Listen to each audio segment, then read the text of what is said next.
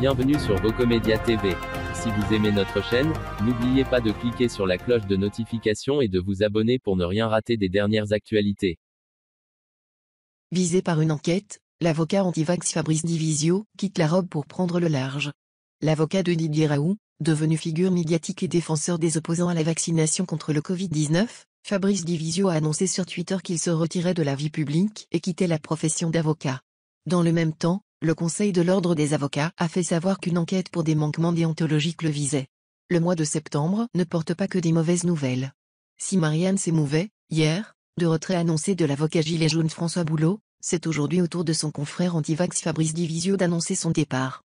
Fabrice Divisio, très médiatique conseil de Didier Raoult, s'est mué ces derniers mois en défenseur, dans la rue, à la télévision, sur les réseaux sociaux et devant la justice, des opposants à la vaccination obligatoire contre le Covid-19. La liste de ces outrances est longue, mais l'avocat aime comparer la vaccination obligatoire à un viol. C'est un viol, car c'est un acte fait sous la contrainte. On vous force à porter atteinte à l'intégrité de votre corps, a-t-il notamment déclaré. Dans un message inattendu publié mardi 14 septembre sur Twitter, il explique qu'il cédera bientôt les parts de son cabinet et qu'il prendra le large temps désiré. Son objectif ?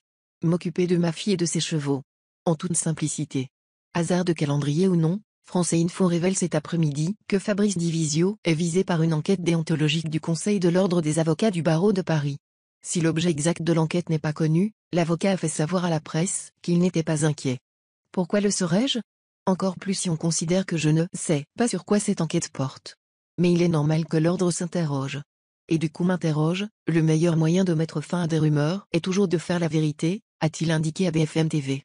Selon ses dires, Fabrice Divisio entend également cesser sa participation à l'émission « Touche pas à mon poste » de Cyril Hanouna, dont il devait devenir chroniqueur régulier. J'ai écrit à Cyril Hanouna pour lui dire que je déclinais son offre de chroniqueur. Je serai présent pour la dernière fois samedi à la manif, assure-t-il à ses soutiens. Ceux-là perdent, avec ce retrait inattendu, un des plus féroces défenseurs des antipasses sanitaires et des antivax.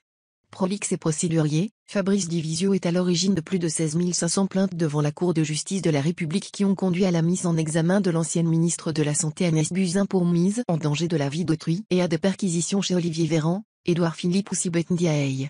Un sacré tableau de chasse, donc.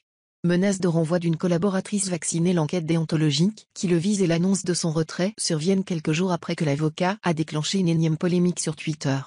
Il y avait annoncé l'intention de licencier l'une de ses collaboratrices, qui avait été contrainte de se faire vacciner dans le cadre d'un voyage professionnel.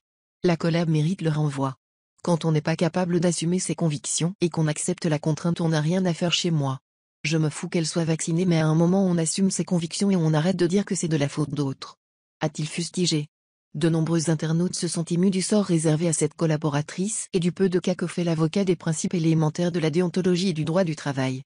Fabrice Divisio a alors tenté un rétropédalage acrobatique, jouant du pathos pour justifier sa diatribe. En effet, je me suis énervé, mais c'est la colère de tristesse de ces consentements extorqués. Celui-là mais aussi les autres. Tous ces témoignages qu'on a reçus tous les jours. Cette violence quotidienne qui est totalement folle. Bien sûr que ma collab ne sera jamais renvoyée. Bien sûr que je la plains. Gageons que, si Fabrice Divisio est bien sérieux quant à cette annonce de retrait, ses collaborateurs n'ont plus à supporter longtemps les colères de tristesse que l'avocat déballe en direct sur les réseaux sociaux. Restez informés en profitant des dernières actualités en format audio, à écouter sans modération chez vous, au bureau ou dans votre voiture. N'hésitez pas à partager cette vidéo avec vos proches ou à laisser des commentaires. Vocomédia TV vous remercie et vous dit à très bientôt.